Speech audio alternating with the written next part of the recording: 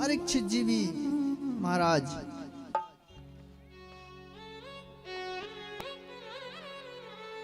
रज यात्रा पर निकल गए वहां से। और जैसे ही कलयुग का प्रभाव देखा परीक्षित जी ने, तो वह कहने लगे कि क्या करें। महाराज परीक्षित रथ पर आरूढ़ होकर वन की ओर हाँकते हाँकते आरूढ़ होकर चले गए, अपने सैनिकों से दूर निकल गए। सैनिक इधर जा रहे हैं, महाराज जी सीधे निकल गए, मार्ग में भटक गए।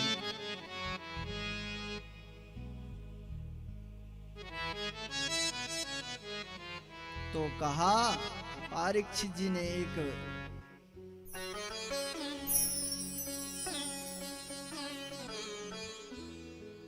वहां पहुंचे, देखा कि एक कलयुग एक बैल और एक गाय पर अत्याचार कर रहा था। अत्याचार ऐसा कर रहा था वह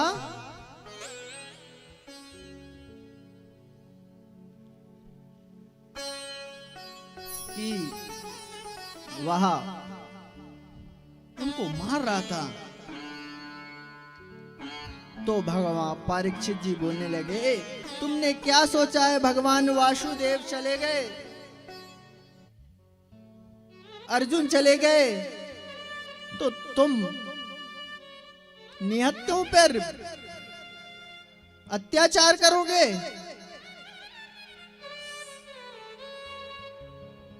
मेरे राज्य में ऐसा हो ही नहीं सकता। तुम क्या सोच रहे हो कि भगवान और अर्जुन के जाने के बाद तुम पे राज करने वाला कोई बचा ही नहीं है? मैं जब तक हूं, जब तक किसी पर आज तक नहीं आन दूंगा। परीक्षित जी ने ऐसा कह दिया।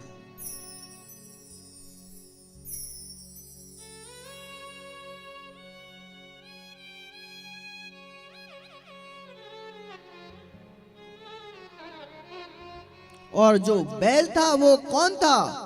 धर्मराज, साक्षात धर्म था। और गाय के रूप में कौन है? मां पृथ्वी माता है। आज के समय में हम सभी ने देखा है कि गौ माताएं रोड पर घूमती हैं।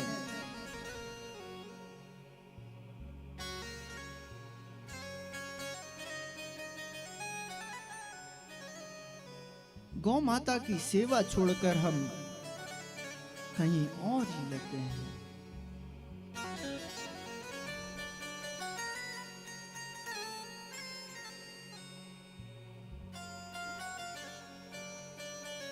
एक हमने कहीं नहीं कुत्ते रख लिए हैं, उनका पालन पोषण करने लगे हैं। गाय की सेवा त्याग दी है सभी ने, और गाय दर दर भटक रही है।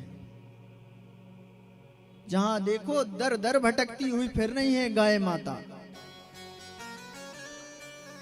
आज आप हाईवे पे कहीं भी चले जाएं तो आपको जरूर रोड पर कम से कम 6-7 या रास्ते में गाय अवश्य मिलेंगी।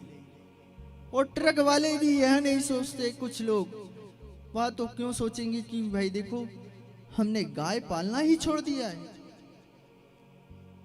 यदि हमें गाय हम पालने लगेंगे,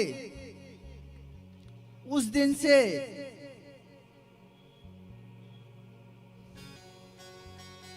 हमारे घर में जो आप सोचते होंगे गोबर और गोमूत्र से मच्छर होते हैं, मगर गोमूत्र और गोबर इतना पवित्र माना जाता है। कोरोना काल में जिसके घर में गाय थी उसके घर में कोरोना प्रवेश तक नहीं कर पाया।